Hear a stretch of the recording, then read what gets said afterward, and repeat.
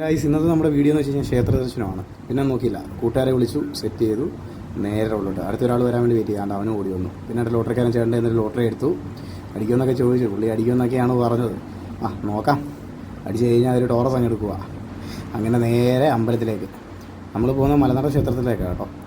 അങ്ങനെ നേരെ മലനട അമ്പലത്തിലേക്ക്. കൈയിരിക്കുന്ന സാധനം കണ്ട് നിങ്ങളാരും തെറ്റിദ്ധരിക്കണ്ട, ഇത് അമ്പലത്തിൽ കൊടുക്കാനുള്ളതാണ്. ഇവിടുത്തെ അമ്പലത്തിലെ നേർച്ചയാണ്. എന്ത് രസമാണെന്നറിയോ നമ്മുടെ മലനട അമ്പലം കാണാൻ.